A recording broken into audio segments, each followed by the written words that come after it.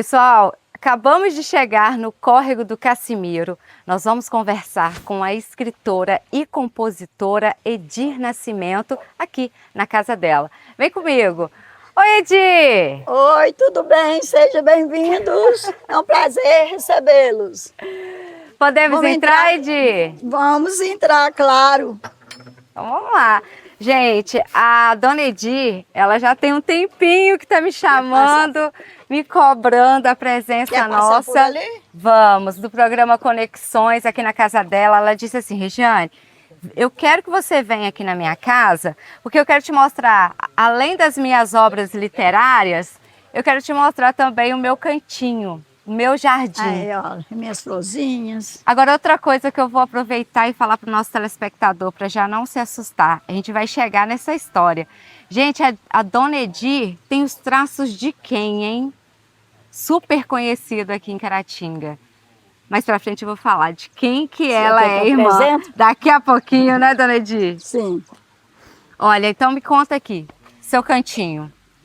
Meu cantinho é assim, simplesinho, mas aqui é muito bom da gente viver. Lá de dentro da minha casa, quando tem muita roseira aberta, que a gente olha lá da porta do meio, já vê, a gente contempla aquelas flores, que lá ajuda a gente a viver, sabe? Gosto muito de flor. Agora, esses dias deu umas formigas que comeu minhas roseiras tudo. Aí não está muito bonito não, mas é assim, isso me ajuda também muito, sabe? Eu morei numa barraquinha de Itaba, mas eu trabalhei no duro, eu e meu marido, meus filhos trabalhou desde pequenininho para a gente chegar até onde chegou hoje. E aqui mora a senhora e seu marido? Meus filhos moram aqui, alguns, eu tenho duas filhas aqui mulheres. na redondeza, né? Aqui na região. Tem uma filha mulher que mora em Ponte Nova, Maria de Lourdes. Um alô para ela lá. É, aqui ele aqui. A outra filha mora ali no Corque dos Campinhos, Marli e Maria. E tem o mais novo, que é professor, mora em Caratinga. São 3 filhos? Não, são 6 filhos homens, eu perdi. Eu tive 8, acompanhei minha mãe, que está acompanhando minha mãe. Olha, aqui Pode os entrar. livros já estão nos esperando. Esse é o primeiro Mostra aqui, livro. ó, pro Natan, por gentileza. Histórias. Minhas histórias e poesias, a natureza e seus encantos. Oi, dona Edir, pode sentar pra gente conversando? Me conta como que surgiu esse desejo. Você sabia que você era uma escritora? Eu Como tinha esse foi? talento, estava guardado, né? Chegou o momento de ser revelado. Aí, como a minha sobrinha Regiane convidou para escrever, eu já tinha algumas coisas escritas, eu então continuei a escrever. Aí minha nora disse, ô dona Edir, só já tem coisa suficiente, faz o livro da senhora sozinha. Então eu fiz meu livro, assim que eu terminei de fazer as pessoas que me conheciam mais, me apresentou alguém lá da prefeitura, eu fui chamada para receber aplausos de louvor. O primeiro livro foi lançado em 2021, eu tinha 74 anos. E todo ano eu lanço um livro. O outro esse aqui foi lançado em abril de 2024, esse aqui em abril também, 2025. Esses outros não teve lançamento porque era pandemia. Em tempo de pandemia. Foi lançado online com a Verônica Moreira. Dona Edir, nós falamos lá no início que os seus traços são bem conhecidos aí em Caratinga, né? E esses traços também foi que te ajudou ou de alguma forma te fez levantar da cadeira e colocar seus pensamentos em um pedaço de papel. Conta pra gente, você tem quantos irmãos? Nós éramos dos 8 irmãos, só que os primeiros filhos da minha mãe, eles morreram, porque antigamente não tinha vacina, não tinha nada, né? Aí então ficou 14.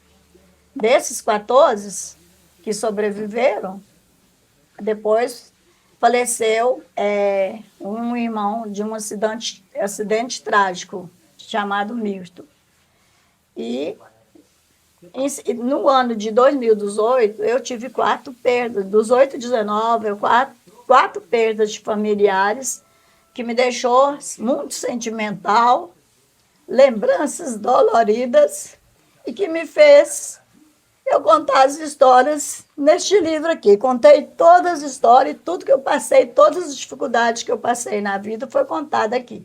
Mas chegou um momento que eu tive que virar a página, que se eu não virasse a página, eu também estava no final. Eu estava no fundo do poço, eu estava depressiva, e a escrita me ajudou como me ajudou.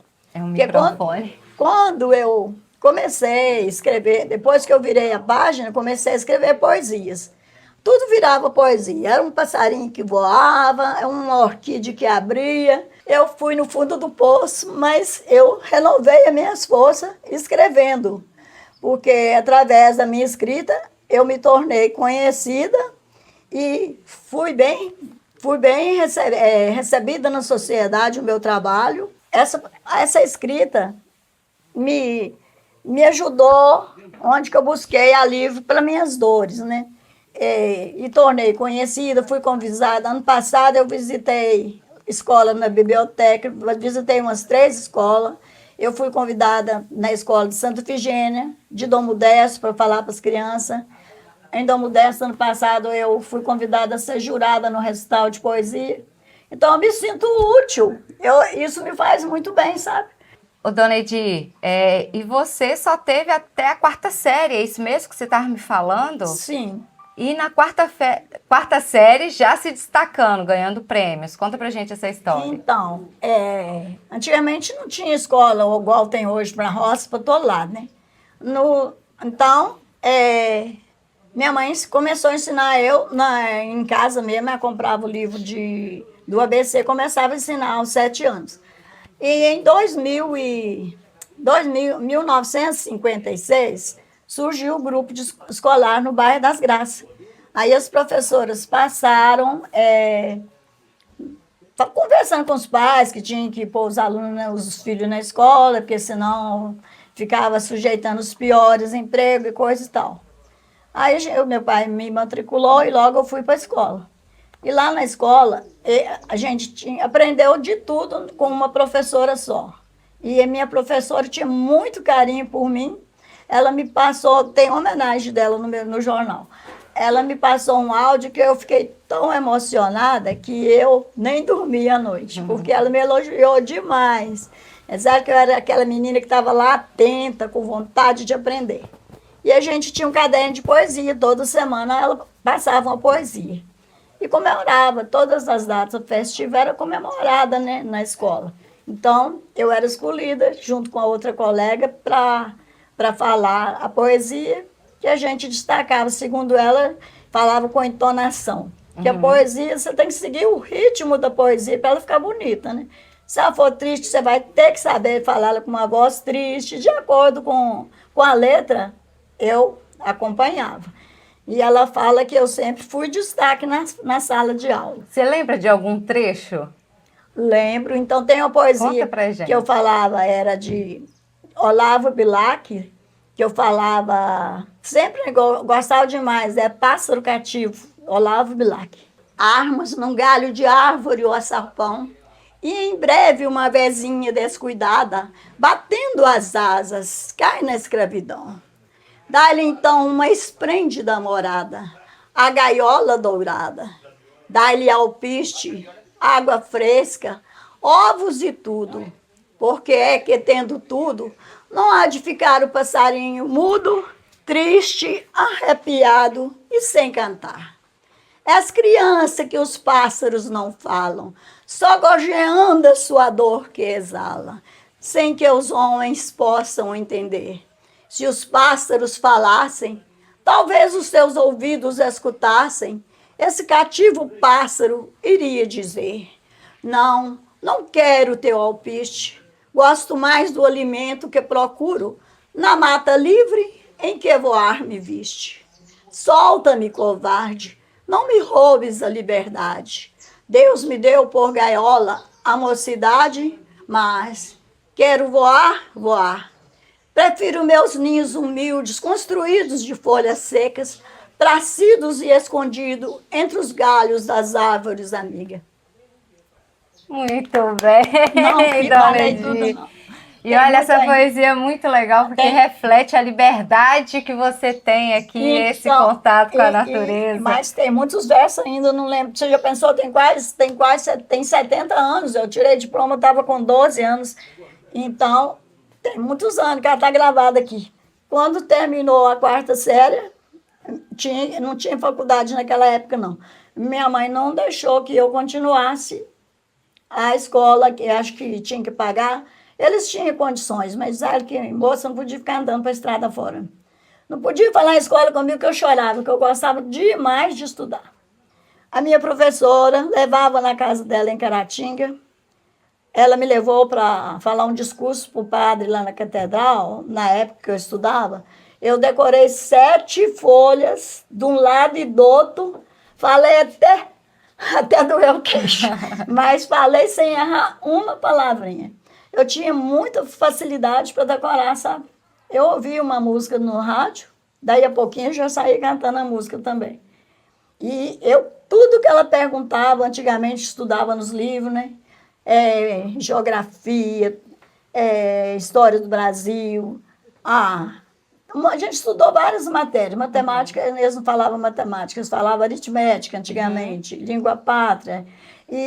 Então, tudo que ela perguntava, a gente dava os questionários, a gente estudava. Depois, nas provas, ela ia fazer pergunta.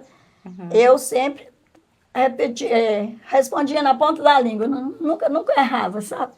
Como que foi, Dona Edir, para você ter a sua primeira obra literária em mãos? Você imaginava que um dia teria um livro publicado? Eu jamais imaginava, né, que nessa idade eu ia me tornar uma escritora. Com quantos anos? Com 74 anos, lancei o primeiro livro.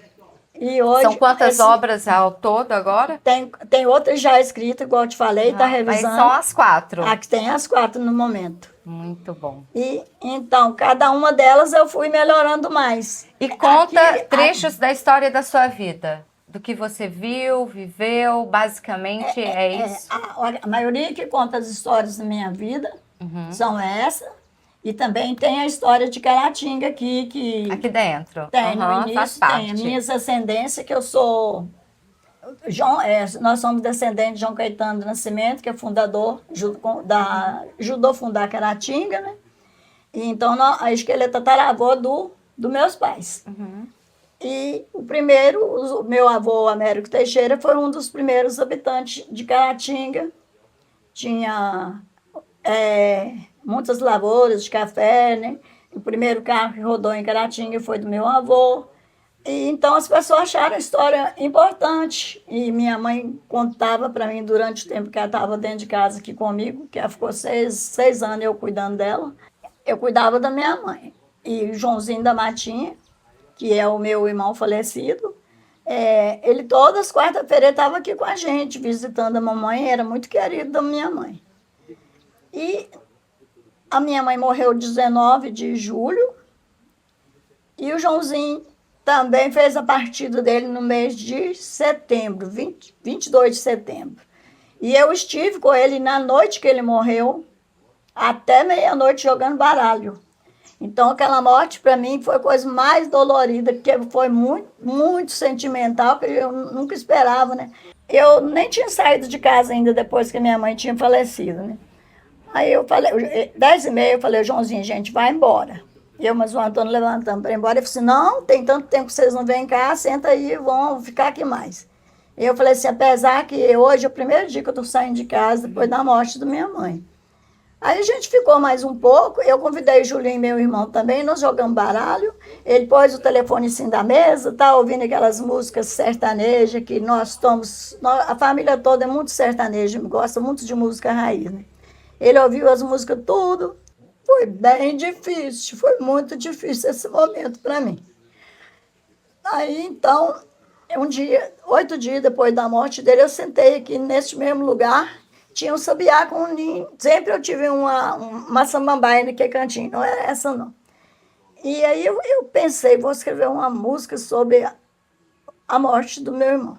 E rapidinho fui escrevendo e o sabiá, eu gravei no áudio, o sabiá cantou, ele gostava tanto de pássaro, o sabiá cantou no áudio, sem eu perceber. como que as coisas acontecem, né? Verdade. Então, o que acontece? Eu mandei a música para as meninas, as emocionaram com a música e falou assim, e aí o Marcos Inácio foi lá no aniversário dele para tocar a música. Mas eu escrevo cantando, eu canto com a Sora. É compositora também. Eu sou compositora e nesse livro aqui tem 19 músicas. Então, eu tenho um filho que chama Célio. Ele tinha uma namorada lá na Piedade, mas tinha que andar um bom trecho de estrada de chão, né? Tava chovendo muito. Aí ele arrumou para ir para a casa da namorada e tava chovendo, ele não podia ir, né? Ele falou assim, mãe, faz uma música para mim. Aí na mesma hora eu peguei a caneta e fiz a música para ele. Chama É a Chuva que Atrapalha Ver Meu Bem. Agora, neste momento, quase 6 horas da tarde, e eu longe de meu bem. Como dói meu coração, de vontade de ir vê-la, mas porém não posso não. Aqui cai uma chuva fria, que me afasta de você, e com esta chuva fria, eu não posso ir te ver. Cai chuva fria, vai caindo sem parar, e com isto a saudade do meu bem vai aumentar. Pois lá eu não posso ir, se eu for vou agarrar com o meu golzinho branco, depois não posso voltar. Adorei, muito bom. E com todos esses traços, canções escritas, você recebeu vários prêmios, né? As músicas eu nunca cantei assim, nos eventos que eu fui, só cantei uma vez lá no Casarão das Artes. Nossa, esse escritora. Último tem a participação. Olha que linda essa capa. Pois é, essa é rosa. É daqui? É rosa do meu jardim que estava ali. Esse foi feito em Caratinga. E aqui, ó, olha aqui, você eu escrevendo lá na pedra, os meninos me tirou foto até sem eu ver lá. Você me mostra os seus prêmios? Estou curiosa. Sim. Vamos lá dentro? Aqui tem alguns recortes de jornais, né? Já estamos vendo. Aqui eu tenho a história da professora. Qual jornal? Do Diário de Caratinga? Esse diário saiu no dia domingo e espalhou no 2021. Facebook. É uma homenagem em forma de música, né, que eu fiz. Chama A Partida do Joãozinho. Em 22 de setembro, triste fato aconteceu. O Joãozinho da Matinha nesse dia faleceu. Um infarto fulminante mudou o destino seu. Edi, depois dessa homenagem, né, novamente para o Joãozinho da Matinha, coisa linda de se ver, de se ouvir, né? Tenho certeza que a Érica aí está acompanhando também. Vai mostrar aí para o seu sobrinho, né? Para ele relembrar esses momentos, mas tudo isso, todas essas histórias, fez o que você também, né, descobrisse ou colocasse para fora, né, o desejo da escrita. Eu queria que você aproveitasse, deixasse ao nosso telespectador uma mensagem de otimismo, de perseverança. Você começou a escrever após os 70 anos. Queria que você deixasse essa mensagem para gente. O que você pode orientar nosso telespectador que talvez estava numa situação parecida com a sua e assim, não sabia o que fazer? Gente, eu digo assim, não duvide da sua capacidade, não pense que não é capaz, porque aos 74 anos que o meu talento foi revelado. Se você tem esse desejo, tem um talento escondido, coloca ele para fora da maneira que quiser, em forma de poesias ou música ou mesmo crônicas, porque para mim fez muito bem colocar todos os sentimentos que estavam guardados aqui e eu estou me sentindo útil, porque meu trabalho é valorizado.